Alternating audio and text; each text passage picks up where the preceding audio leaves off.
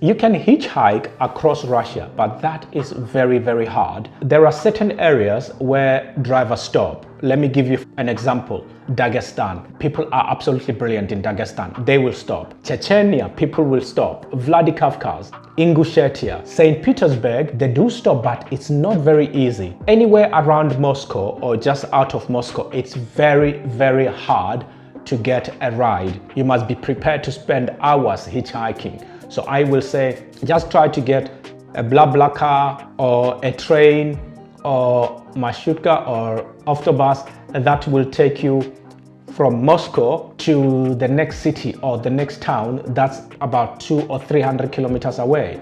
Otherwise, you are going to really suffer. I've hitchhiked in these areas and I know it's extremely hard. Hitchhiking from Vladivostok as well, it's hard. It's easier hitchhiking in Vladikavkaz, but Vladivostok, it's very, very hard. Harder for cars to stop. It's not really worth walking for miles because in some areas in Russia, there are wild animals and they're free in the wild, so you're likely to get attacked by an animal. Don't worry about Russian people. Russian people are some of the loveliest people in the world.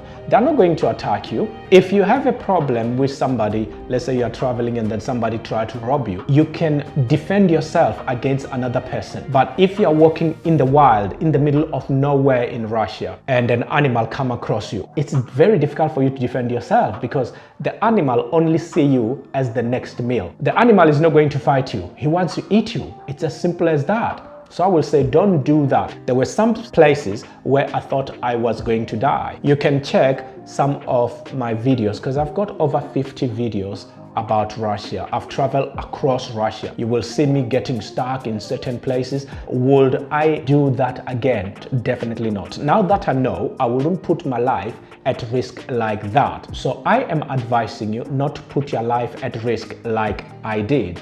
I did not know before, but now I know, and I wouldn't take that chance again. It's not worth risking your life. So for instance, from Vladivostok all the way up to like Yekaterinburg, very, very long journey. You can check on the map how long it will be.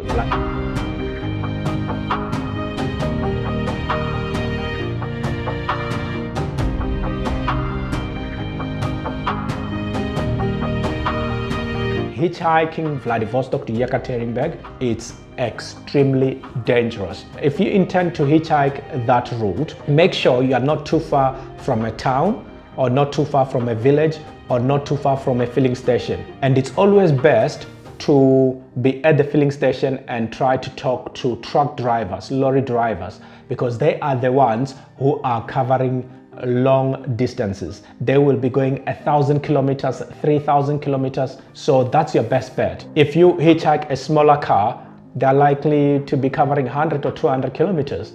I'm not saying small cars don't go long distances, but it's not a lot of small cars that covers a long distance. And Russia is huge. Russia is a very, very big country. It takes longer for you to cover 1,000 kilometers than to cover 500 to 600 kilometers.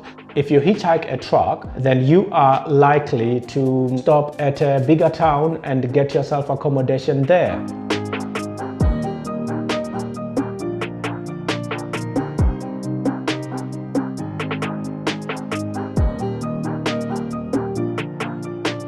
One important aspect that I'm going to cover in this video is SIM card. Make sure you get yourself a Russian SIM card. They will sell you a SIM card with a lot of internet bundle, but moving from one region to another, your bundle stops working. So in order for you to reactivate it again, it's better if you go to the town and look for the same service provider and tell them that, well, I bought this SIM card from Moscow, but now it's not working here in Nizhny Novgorod. And they will say, okay, no problem. You have to top it up with 100 ruble.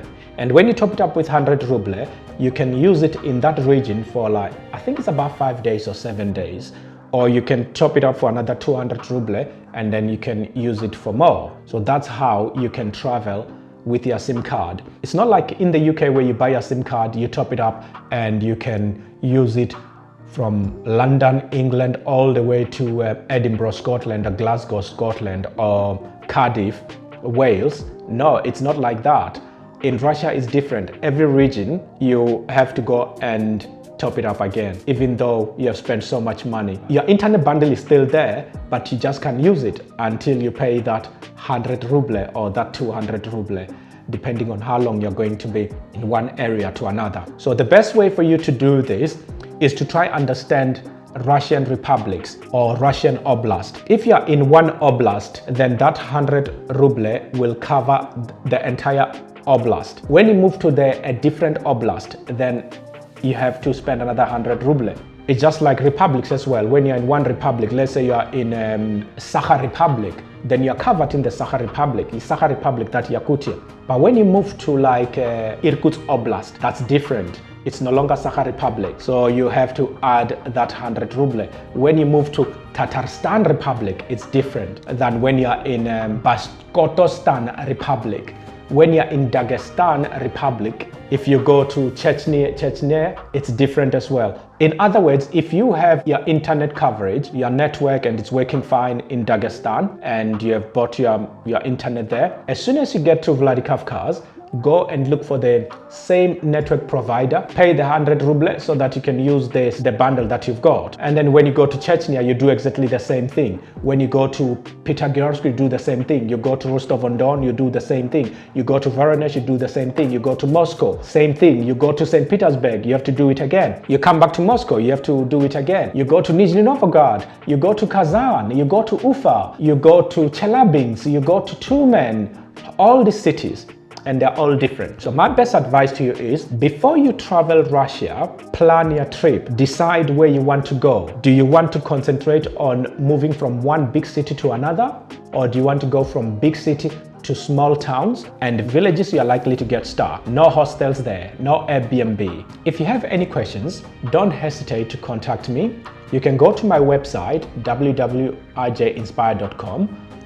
It's up here or up here. Join my newsletter. Bring your friends to my newsletter. I'm trying to build up the newsletter so that in the future, when I'm traveling in certain countries or certain towns, at least I can send a newsletter to everybody and say, hey, I'm coming to your city, I'm coming to your town.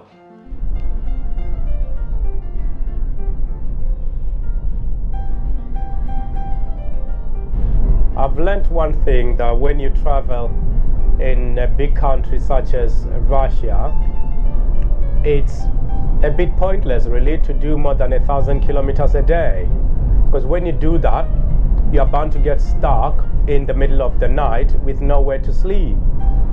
So I've developed a strategy of at least going as far as 600 or 700 kilometers and then sleep. So that way you break your journey and then you wake up in the morning, hitchhike again. But you have to start early.